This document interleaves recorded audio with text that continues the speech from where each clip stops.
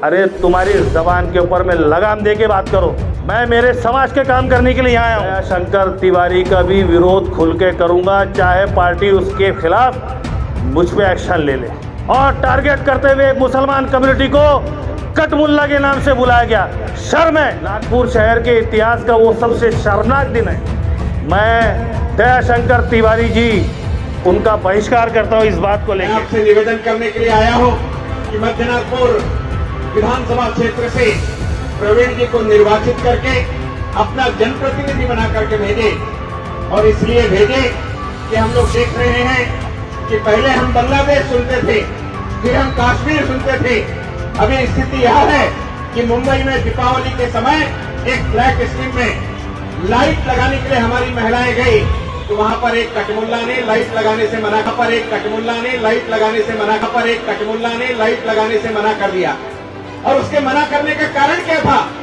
उसका कहना था कि इस फ्लैट स्कीम में जब मैं बकरीद के दिन बकरा काटने के लिए गया तो मुझे बकरा नहीं काटने। इस बस्ती में जहाँ पर ये कार्यक्रम रखा गया हुआ है, इस कार्यक्रम की जिस जगह ये भूमि है, ये मेरे लिए ये माँ से कम नहीं है।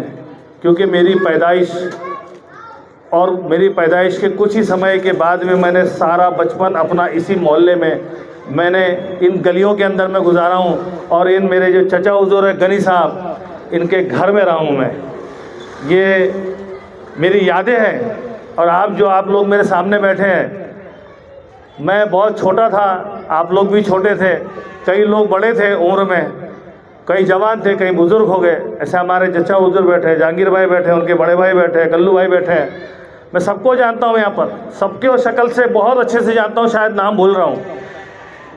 मैं वो कर्ज जो ये कसाबपुरा ने मुझे दिया हुआ है, जो कसाबपुरा से मेरे सीने के अंदर में ये कर्ज है, इस बचपने का जो मेरा बचपना यहाँ गुजरा है और जो प्यार मोहब्बत मुझे कसाबपुरा से मिली है, वो मैं ज़िंदगी में नहीं उतार सकता। ये मेरे ऊपर में कर्ज है आप लोगों का। जिस दिन आपका ये भाई किसी काबिल बनेगा और किसी उच्च पद के ऊपर में, भारतीय जनता पार्टी हो या किसी भी अलग तरीके से, अगर मैं किसी उच्च पद के ऊपर में विराजमान रहा, तो मैं आप लोगों के लिए सबसे पहले इस कसाबपुरा बस्ती के लिए जो भी यहाँ पर चीज़ की कमी होंगी वो मैं पूरा करूँगा। ये मेरा आपसे वादा है। इलेक्शन तो आते जाते रहते हैं, लोकसभा हुआ, विधानसभा शुरू है, कुछ महीनों के बाद में नगर सेवक का भी इलेक्शन आने वाला है। लेकिन इलेक्शन में, खास तौर से इलेक्शन के खुद मेन समय के ऊपर में, ऐसे समय जब माहौल इलेक्शन के अंदर में हर समाज का बरोबर से मानसिक संतुलन एक बना हुआ होता है कि हमको किसको वोट देना है, कौन से पार्टी को वोट देना है। जो इंसान, जो नेता काम करता है अपने क्षेत्र के अंदर में, उसके लिए जनता अपनी मानसिकता तैयार करती है और उसको वोट देने की तैयारी करके रखती है। लेकिन ऐसे में कुछ नेता, कुछ छोटे नेता, मैं उनको उतने बड़े नेता नहीं कहूँगा क्योंकि उस लायक भी नहीं है, वो नेता आते हैं मंच पे कुछ दिन पहले। कल की बात है, नागपुर शहर के इतिहास का वो सबसे शर्मनाक दिन है। कल का दिन नागपुर शहर के इतिहास का सबसे शर्मनाक दिन है कि किसी पार्टी के एक नेता ने किसी कम्युनिटी को टारगेट किया और टारगेट करते हुए मुसलमान कम्युनिटी को कटमुल्ला के नाम से बुलाया गया। शर्म है। मैं दयाशंकर तिवारी जी उनका बहिष्कार करता हूं। इस बात को लेके मैं भले भारतीय जनता पार्टी में काम करता हूं, भले भारतीय जनता पार्टी में मैं आगे भी काम करते रहूंगा। मुझे भारतीय जनता पार्टी में काम करते हुए 30 से 32 साल हो गए, लेकिन मैंने भारतीय जनता पार्टी के किसी भी नेता के मुंह से नागपुर शहर में ऐसे अपशब्द नहीं सुने। भले महाराष्ट्र में किसी नेता ने बोला होगा, उसका विरोध भी मैंने खुल के किया। नीतीश राणे का विरोध मैंने खुल के किया, गिरी महाराज का विरोध मैंने खुल के किया। अब आई बात नागपुर शहर की, तो मैं दयाशंकर तिवारी का भी विरोध खुल के करूँगा, चाहे पार्टी उसके खिलाफ मुझ पे एक्शन ले ले। मैं मेरे समाज के काम करने के लिए यहाँ आया हूँ। मैं भारतीय जनता पार्टी अल्पसंख्यक मोर्चा का अध्यक्ष के नाते, मुझे आपने भारतीय जनता पार्टी के आले नेताओं को बोल रहा हूँ कि आपने मुझे अल्पसंख्यक मोर्चा का अध्यक्ष बनाया है, मतलब मेरे समाज के लोगों का काम करने के लिए बनाया है, मुझे मेरे समाज के लोगों को जोड़ने के लिए बुलाया है, और यही काम मैं 30 सालों से करते हुए आ रहा हूँ।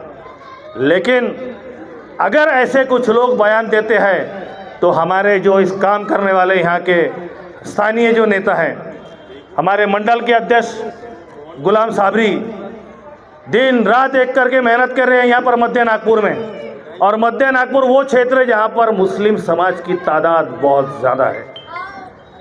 एक ऐसा परसेंटेज है मुस्लिम समाज का जिसका झुकाव जिस पार्टी की तरफ हो, निश्चित ही वो पार्टी चुन के आएंगी। और ऐसे में दयाशंकर तिवारी का ये बयान कि कुछ मुंबई के अंदर में एक सोसाइटी में किसी महिला को लाइट लगाना होगा दिवाली में, तो एक कटमुल्ला ने बोला, अरे तुम्हारी जबान के ऊपर में लगाम दे के बात करो, तुम असंवैधानिक शब्द का इस्तेमाल कर रहे हो, तुम ऐसे शब्द का इस्तेमाल कर रहे हो जो चुनाव के समय या ऐसे ही समय किसी कम्युनिटी के टारगेट को, उसको इस तरीके के शब्द से इस्तेमाल करके उसको बुलाना, ये निहायत ही शर्मनाक बात है। मैं इसका खुल के विरोध करता हूं और आगे भी करता रहूंगा। हम भारतीय जनता पार्टी के अंदर में हैं। भारतीय जनता पार्टी के अंदर में देश के कद्दावर नेता हमारे नागपुर के श्री नितिन जी गडकरी है।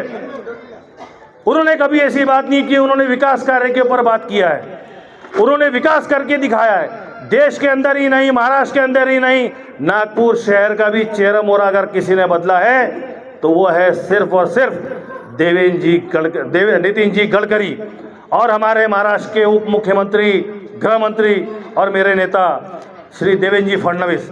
इन दोनों ने मिलके हमेशा नागपुर शहर को अच्छे से अच्छे मुकाम पे लाने की कोशिश की है, महाराष्ट्र प्रदेश को अच्छे से अच्छी जगह लाने की कोशिश की है, और ज़्यादा से ज़्यादा जो सुविधाएं हमें मिल सके, जितनी योजनाएं मिल सके उतनी योजनाएं लाने का कोशिश किया है। जितनी भी योजनाएं पूरे राज्य में हो या केंद्र में हो, वो किसी समाज के लिए नहीं होती, वो हर समाज के व्यक्ति तक पहुँचे ऐसी सेवाएं सरकार लाती है, और उस योजनाओं का फ़ायदा मुस्लिम को भी मिलता है, ब्राह्मण को भी मिलता है, सिख को मिलता है, ईसाई को मिलता है, बौद्ध को मिलता है, नव बौद्ध को मिलता है, जैन को मिलता है, क्रिश्चियन को मिलता है। हमारे यहाँ हलवा, कोष्टी, हर समाज के लोगों को उसका फ़ायदा मिलता है। तो सरकार अच्छी होंगी तो योजनाएं अच्छी होंगी, योजनाएं अच्छी होंगी तो काम अच्छे होंगे, आपके गलियों के काम होंगे, रोडों के काम होंगे, वार्ड मेंबर काम करेंगे, नगर सेवक काम करेंगे, हमारे आमदार काम करेंगे, और हमारे वहाँ बैठे हुए देश के कद्दावर नेता श्री नितिन जी गडकरी से साथ में मिल के हमारे नागपुर शहर का हमेशा विकास करते हैं। नागपुर शहर में मध्य नागपुर से जो चुनाव लड़ रहे हमारे प्रवीण जी दटके, पहले भी वो आमदार रह चुके हैं, विधान परिषद में वो रहे हैं, और हमेशा विधान परिषद में उन्होंने मुस्लिमों को समर्थन किया है। हमेशा मुसलमानों के लिए उन्होंने बात की है, मुस्लिम लाइब्रेरी का उन्होंने विकास के लिए कई लाखों रुपए का फंड दिया है, मोमिनपुरा कब्रिस्तान के लिए उन्होंने लाखों रुपए का फंड दिया है। इस तरीके से उन्होंने मुसलमानों के लिए विकास की गंगा यहाँ बहाई है मध्य नागपुर में।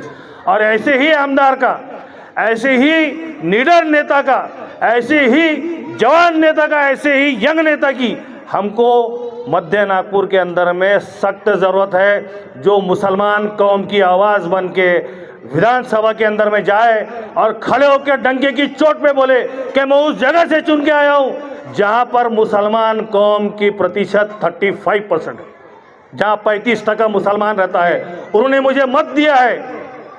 और जिस दिन ऐसा हो गया, मुसलमान कौम ने भारतीय जनता पार्टी का साथ देना शुरू किया, तो आप लोगों को मैं कसम खा के कहता हूं कि एक भी नेता की ताकत नहीं होगी कि आपके खिलाफ कोई बयानबाजी कर दे।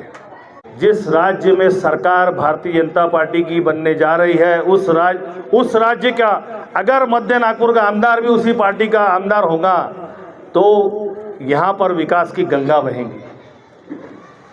मेरा आप लोगों से यही निवेदन है कि आप लोग ज़्यादा से ज़्यादा बढ़ चढ़ के काम करें, और आने वाली 20 तारीख को श्री प्रवीण जी दटके को अपना बहुमूल्य वोट दें, अपने समाज का विकास करें, अपने बच्चों का विकास करें, हमारी लाडली बहनों का ख्याल तो भारतीय जनता पार्टी के हमारे नेता श्री देवेंद्र जी फडणवीस और वहाँ बैठे शिवसेना एकनाथ शिंदे जी के कट ने, मुख्यमंत्री होते हुए एकनाथ शिंदे जी ने जो योजना लाई लाडली बहन योजना, उसकी सख्त से सख्त ज़रूरत मुसलमान कौम की बहनों को थी, क्योंकि सबसे ज़्यादा गरीब तबका जो है मुसलमान कौम का है।